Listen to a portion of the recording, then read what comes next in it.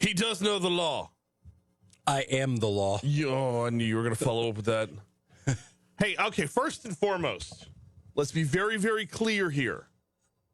Today is June 7th. Okay. Tomorrow is June 8th. Do you know what June 8th is? What is June 8th? June 8th is National Seersucker Day, my man. You are one day early with that gorgeousness. Well, fortunately for you, and this is not a free plug for Haspel, I own more than one seersucker suit, and I Wouldn't it be great if Haspel signed? Dude, I'm ready for Haspel to just like sponsor me like a NASCAR racer. But that being said, I'll tell you what today is. I am amped. I mean, I'm always amped up to be on the show. I'm always amped up to spend time with the listeners, you, Alondra. But today, we've got a really, really good topic. Because I don't think there's resolution, because we're trying to predict the future. Well, are we trying to predict the future? Can we look to the past and say, Can we look to the past and say, hey, war on drugs #1. Who won? War on drugs #1, drugs won. Yeah. Nino Brown. G-Money. Cash Money Brothers. New Jack City, circa 1991. I know I'm dating myself with that reference. Did you learn anything from the war on drugs? This is your brain. This is your brain on drugs. Nancy Reagan is rolling around in her grave right now. Right now. Okay. Set it up. No. So we're going to get in all that in a little bit. We're going to start with the news from yesterday. Attorney General candidate. I love that they lead with his candidacy and not his current gig. Attorney General candidate and Crowley Representative John Stefanski's bill to increase the penalties for fentanyl possession received final passage and awaits the governor's signature, but LSU Law Center criminal law professor Dr. Ken Levy said it's simply a repeat of the war on drugs from the 80s. Quote, the whole drug industry will prevent addiction. Will prevent overdoses. Well, it didn't work at all, and all it did was leads to mass incarcerations, said Levy. What Stefanski wants to do for the first offense of possession of 250 grams or more, the penalty would be life in prison and at least 35 years without parole, probation, or suspension of sentence. Levy said it's merely Stefanski being lazy and using the legislation to say he's tough on crime instead of passing laws to increase penalties. Levy said the root cause of drug use needs to be the focus instead. Is he being lazy, Franz?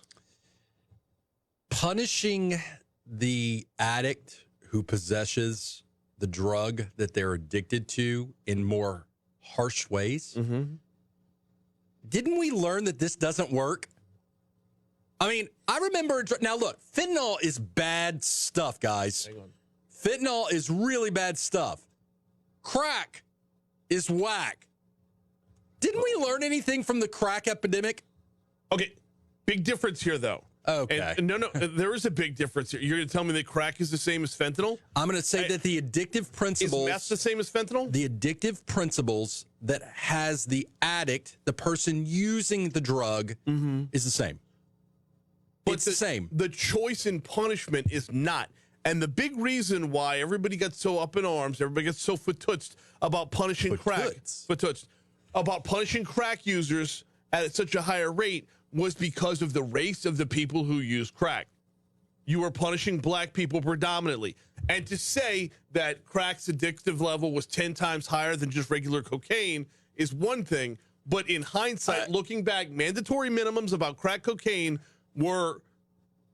If the representative was really serious about getting tough on crime and not just running for office, he might want to more severely penalize the dealers and not the users, the possessors. We gotta take a break. We're gonna break for news. You're on the right path. You're on the right path. We'll pick it up after this. We're coming up on ABC News, local news, traffic, weather. After that, Legally Served with attorney Franz Borghardt as part of Mornings with Brian Haldane. We'll continue next, right here on Talk 107.3 FM. Here's ABC. It's 6:30.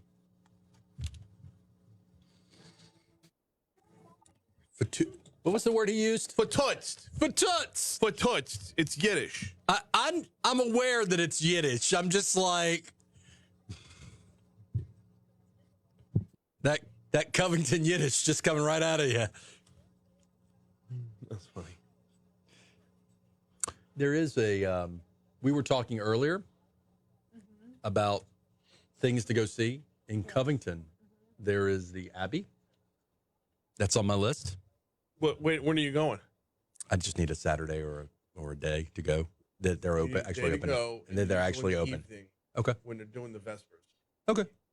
Is that open? Is open to the public? Just Yeah. Oh, okay. Don't need an appointment or anything. Catholic Church, man. You just walk on in. It's a VIP car, baby. You don't even be like Wayne and Garth backstage at the Alice Cooper concert. So I understand that our criminal justice system is predicated on punishment for violating laws. Uh-huh.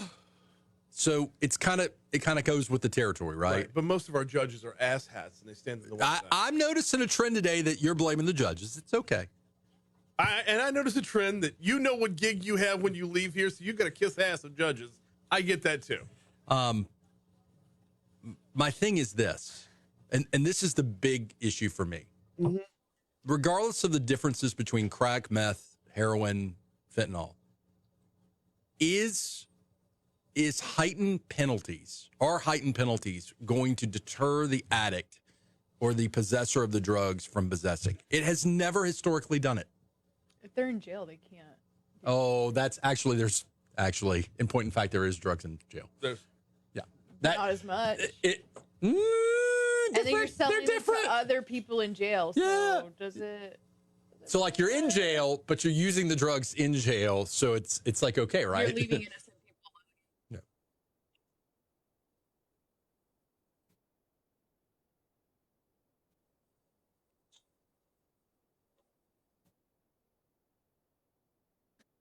Yeah. Alondra. Somebody sent me a picture of, you talk about gender affirming care. Yeah.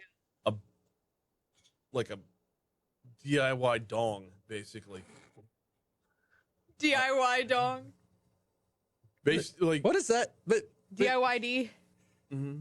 like when you go through gender affirming surgery and they build you out a fake donger. a fake donger. You know, we were talking Your about fatouche. we were talking about like if you went to the doctor and you were like, "Hey, I feel like I shouldn't have my arm. Cut my arm off." Right. They wouldn't cut your arm off. Right.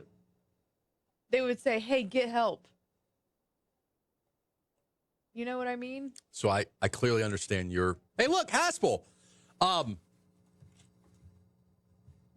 This is a Ralph Lauren. This isn't Haspel.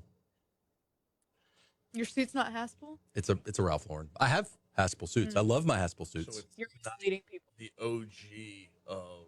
No, it's not the original creator. Sucks. Yeah, no. I did Somebody not go said- to India and Sonny asked if Well, you- Franz for DA means Franz for drug addict. That's what he's fighting for. Yeah. Franz says, keep the drugs and drug addicts on the streets. no, I want people arrested. It only benefits me So to that have you to. can have business. Yeah, I mean, it only benefits me for law enforcement to do its job. Right. And for judges to be slap ass.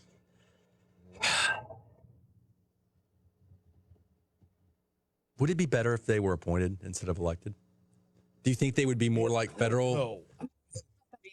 Because you got to pick one. I know. Yeah. Well, remember that topic, because if it gets slow this fall, we'll cover it.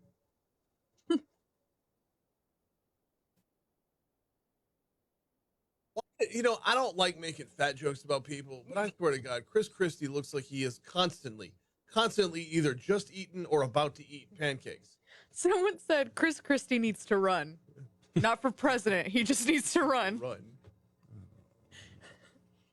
Oh. Man, I worked out for the first time in like 2 weeks yesterday. It's not fun.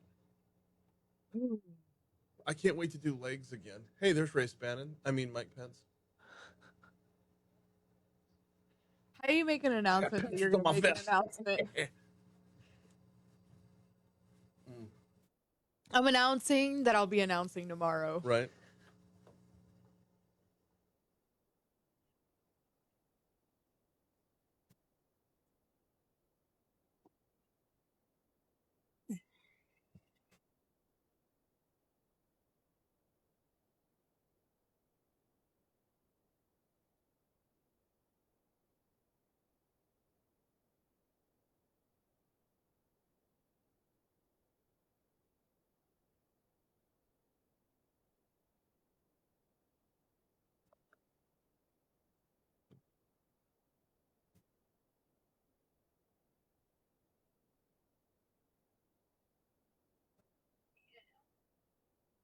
Okay. I'm going to knock out LWC's. Squeeze down this segment too much. I'll do LWCC right at 7:05. Let me split 5-star into 230s. When you have two candidates, Yeah. Time to get a look at your Wednesday forecast. Here is WBRZ meteorologist Jason Wheat. Coop. Coop. Here with weather. Why are you saying whip? Cool whip. Cool whip. Cool whip.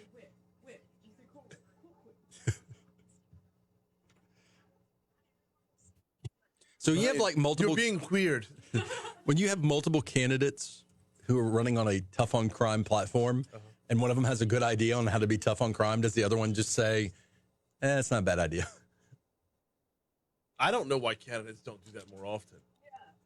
I'll do that too. Yeah. What they often do, though, is they'll try to outdo one another. They'll, well, he'll stop there. I'll keep going.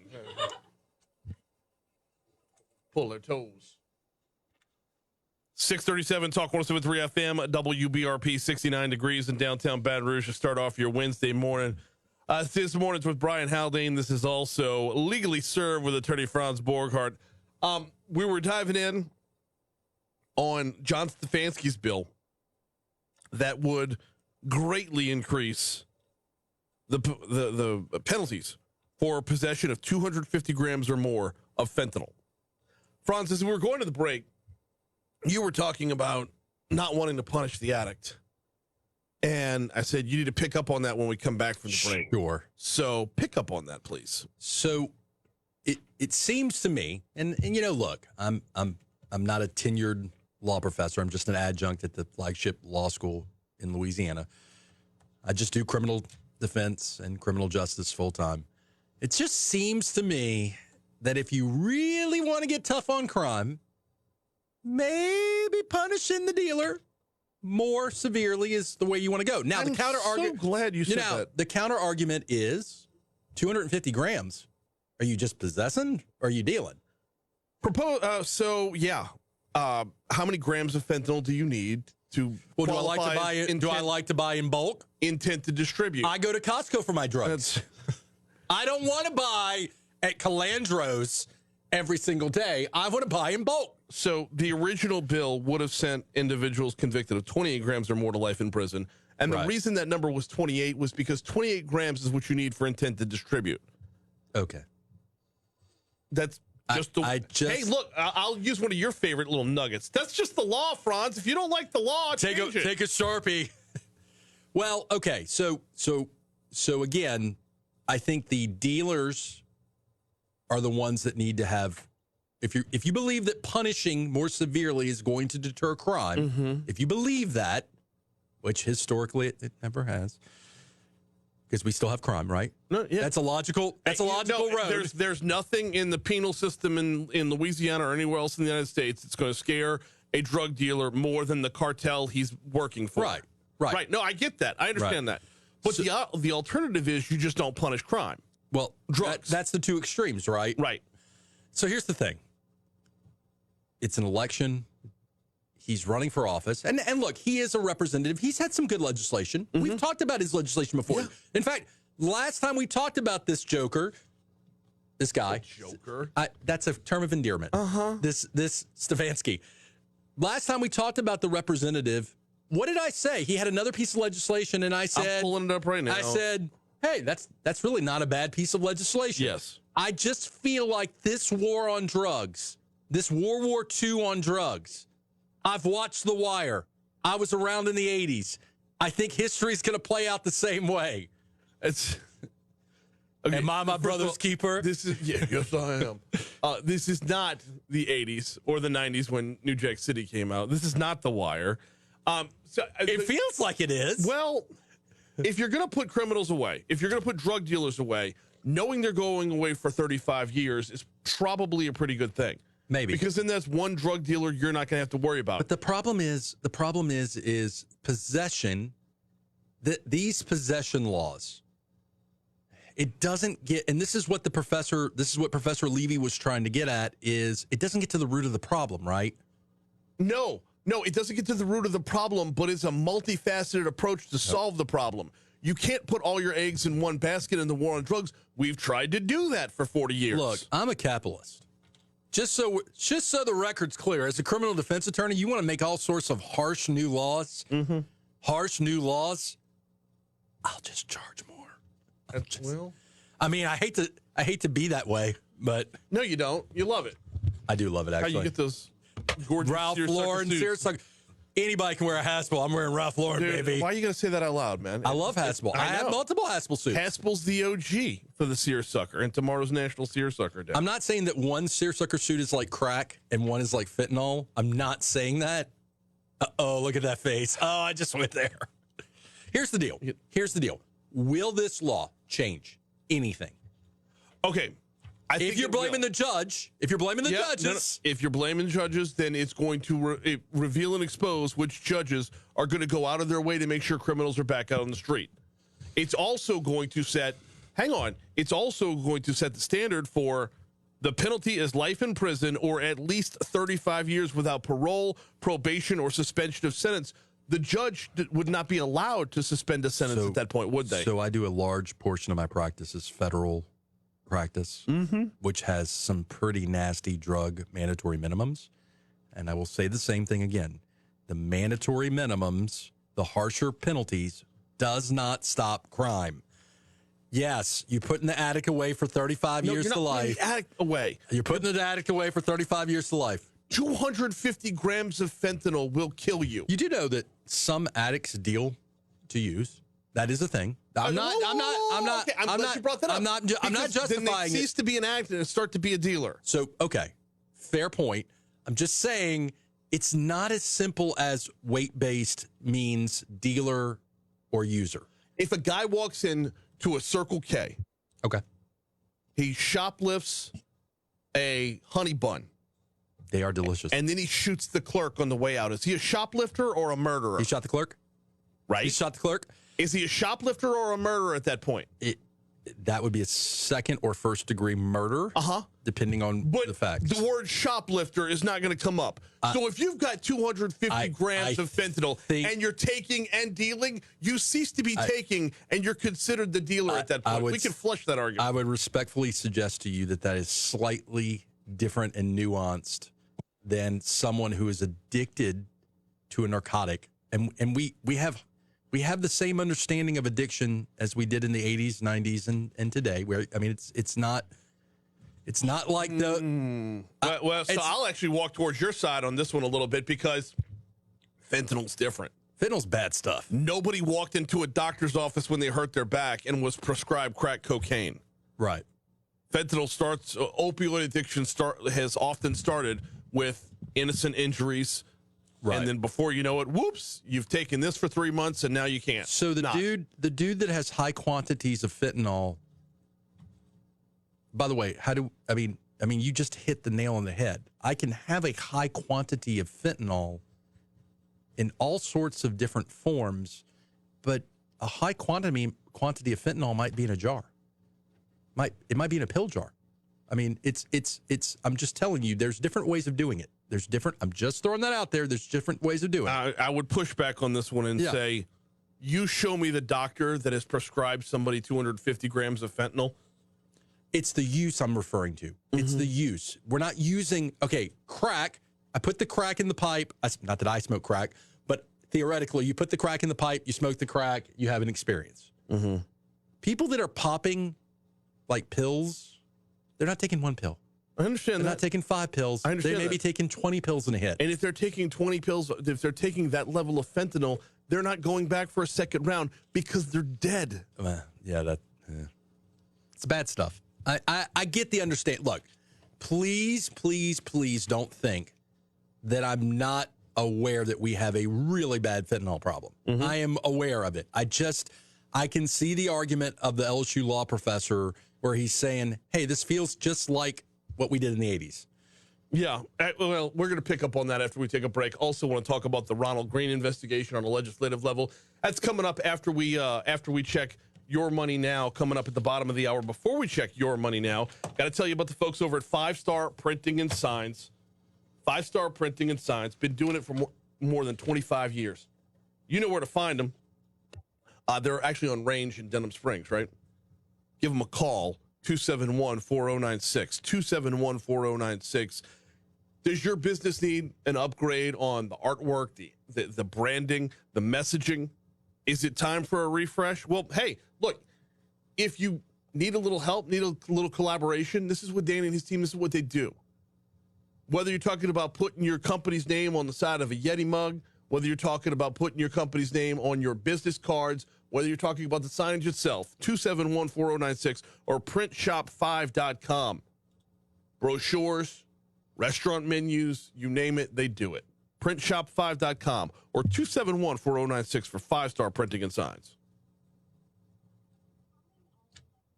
Should have been all the way to 48? Yeah. Ah, crap. What are the two fills? Perfect. All right, that'll do. That'll do, pig. That'll do. You going tonight to the... Are you kind of overloaded? I kind of just want to go to... Okay. You're busy. Yeah.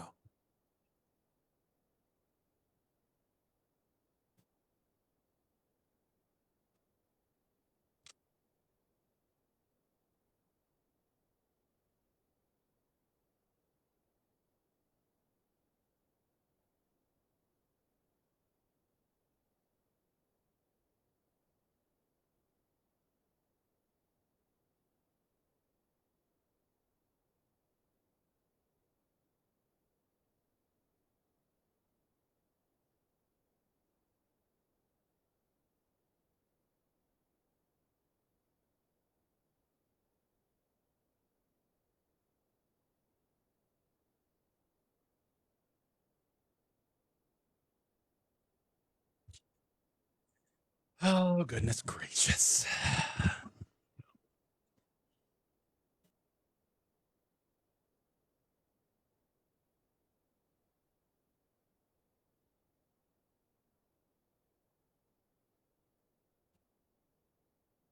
Eric, I know rich potheads that don't buy in bulk. Sonny says fentanyl-laced honey buns. Oh, that sounds delicious. Honey buns are good.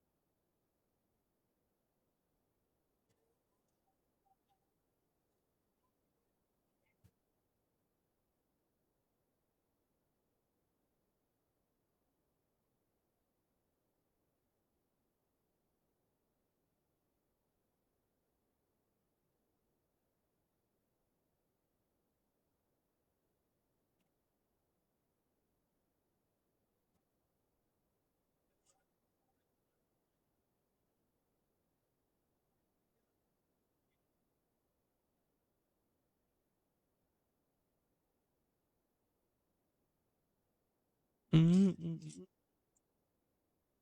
I've had the Eastbound and Down song stuck in my head.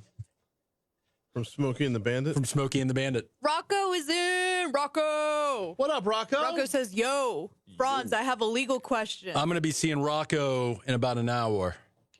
Really? Yes, in the St. Anthony Pew section. Or coffee. Maybe one of the two. Rocco wants to know that if you're working for another dude and you put his work trailer on your personal vehicle as a part of your job, and the trailer jacks up your vehicle, who's responsible for the jacking up of the vehicle, your employer or you? Like, how did Were the you vehicle required to put it on your personal vehicle? You were asked, and you consented. Well, then you assume responsibility, don't you? I think if you were asked, it's The employer should maybe should chip in a little bit, you know. leaning towards the employer.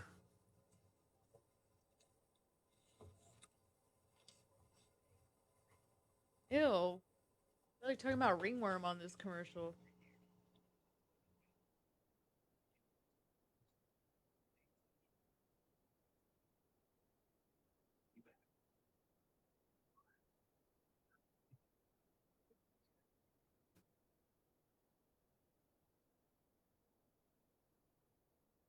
Online crime. That's the huge problem.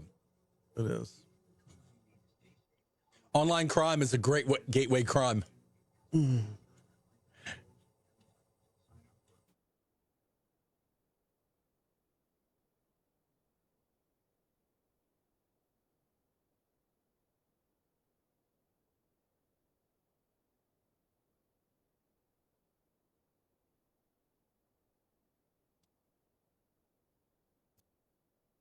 .652 Talk 107.3 FM WBRP mornings with Brian Haldane rolling right along. Every Wednesday we do a little Legally Serve with attorney Franz Borghardt. That's what we're doing right now. We got Franz for another couple minutes. Bayou Gal says on Twitter, LMAO, honey buns are good. Fentanyl laced honey buns, baby. Honey buns are good. Okay, iced or glazed? So here's the question.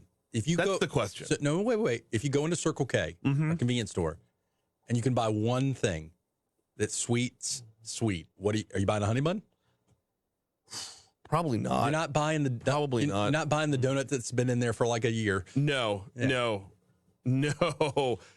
Okay, gas station donuts are on my top 5 of list of grossest things out there. You don't know how many kids have opened up that little glass case. Now you've ruined. Put their snot-riddled hands It's all kind of over like them. hot dogs. No, I loved Circle K hot dogs until that moment. I like a racetrack hot dog. I like a Be Quick hot dog. Okay. But the difference between the hot dog and the honey bun, I don't think anybody's actually touching the hot dog on the rollers with their grubby little kids, snot-covered fingers. Hey, hope you're enjoying breakfast this morning. No, can't do it. But it's not. A honey bun would be way higher up the list. I know we have to talk about the governor. Yeah, we do. Because we're done with the fentanyl topic. You know, there was a commercial at the break. Robert Downey Jr. talking about financial crimes. Online crimes. Yeah. Online crimes. What do you think our citizens care about more? The online crimes that affect their identity and identity theft, or the drugs? Here? In Baton Rouge, I think the drugs. I think you're right. I think you're right. Because it is a segue to crimes of violence. It is a segue to all sorts of horrible crimes. Yeah. Okay. So meanwhile, Louisiana legislators who last year demanded answers from Governor John Bel Edwards on whether he was complicit in a cover-up of state troopers' deadly arrest of a black motorist have quietly abandoned their work without hearing from the governor or issuing any findings. Lawmakers involved in a special committee probing the 2019 death of Ronald Greene offered an array of explanations, including election year politics, concerned the probe of state police wasn't playing well with Louisiana's mostly conservative voters, even a lack of resources in the legislature. I don't know about this, Franz, because from a political perspective, I don't know how probing the cover-up would not play well with conservative voters when at the top of the food chain is a Democratic governor. was the alleged sin of Governor Edwards that he got the text and he did nothing? Among other things, but yeah, that was the basis of it. The big piece is he got a text and he did nothing. Yeah. Okay. Yeah. Tanner McGee says we're not the feds with unlimited resources. Behind the facade, it's a Mickey Mouse organization trying to do its best. We're not the feds. Who's Tanner McGee? He's a state representative from the Houma area. He was on the show on Monday, actually. Right. So we're not the feds. We're doing the best we can. Yeah, but I think where you're headed is the same place I was headed, because you and I had this conversation when they launched this investigation. Please, I'll let you say it. Your job is to write laws. That's your job. Your job is to legislate. Your job is to reduce my taxes by as much as you can. Pay the teachers, pave the roads. and then get out and go home. Almost like their job is not to get sound bites in a committee or investigative panel to help further their And that was future. kind of Tanner McGee's point. Yeah. Meanwhile, Clay Schexnayder, who launched the panel, said lawmakers ultimately decided to take a backseat to the U.S. Justice Department investigation that predated the committee's formation. So why make the committee? Thank you. Okay, that's and like I love Clay Schexnayder. Yeah. I think he's done a fantastic job as Speaker of the House. Here's the thing, though. This is out of their lane. Stay in your lane. Isn't it sufficient to say, hey, guys, we know that you really care and you want us to take this seriously. And the way we're going to do that is we're going to wait. We're going to cooperate with the feds, and we're going to wait and see what the feds do. Right. We're going to analyze what the feds do. And if that's sufficient, game on. Right. That, as a tax-paying citizen who leans simultaneously right, left, and in the middle, I would have been okay with that. Meanwhile, we're 2 years later. There's been a couple of committee hearings. Promises were made. More promises were made, and none of them were delivered upon, which, by the way, goes back to, it takes us back to the beginning of the whole conversation where the old phrase is, if you shoot at the king, don't miss. Oh, they missed. That was in The Wire. Was it? If you go for the king, It's older than The Wire, but. No, you're right. You're right. But I remember we talked about this seemingly ad nauseum when it first came out. Well, I'm glad we don't waste our time at the legislature. Well, I'm glad we don't waste time. we have 2 days to go and the budget's not done yet. So Could it be that they're sometimes distracted by shiny objects? it could be. It could also be that, and you would not believe the number of times I brought this up with guests this week and last week. We're in a fiscal session right now. We have 2 days left in a fiscal session, and the budget's not done yet. But we've got bills hammered out on. Every legislator is allowed 5 bills that are not of a fiscal matter in a fiscal session. And the number of those that have been hammered out and moved on to the governor's desk has already stacked up. I would like to tell you that if I were a representative or a senator in the legislature, I would be able to accomplish more. You would like to. I would like to tell you that. You would like to tell us that. I don't know if you could, though. Galen says, a man died and virtually nothing has been done. Correct. Well, from this perspective, virtually nothing's been done. From the cover-up, the potential cover-up perspective, virtually nothing's been done. The people who were on the scene are being punished. They are going to have their day in court. That is still moving forward. It moves forward very, very slowly. Like molasses. Uphill in January. What's coming up on Go Rouge this week? We're going to have the owner and operator of a new Florida Boulevard restaurant, Brian Minden, come on. We've had him on before. And then I've got Dylan on. We're going to maybe talk a little bit about how our Baton Rouge citizens can be better diners. And then, I may surprise you with a couple of twists and turns. You're going to have Dylan come on and talk about how Baton Rouge citizens can be better diners. So the other thing I want to talk about this week, if I have time, is Business Report just selected 500 people that are like movers, shakers, and like influential. Yeah. And someone responded that that's like the Everybody Get a Trophy Award. From having 500 people out of metro area with 500,000? So I was a little butthurt by that comment because, as you know, I was one of the 500. Yeah. So all right. We're going to talk about that. Oh, we'll definitely talk about that. He's attorney Franz Borghardt. We do Legally Served every Wednesday. Right now, we got to get you to ABC News. Hour 2 is next.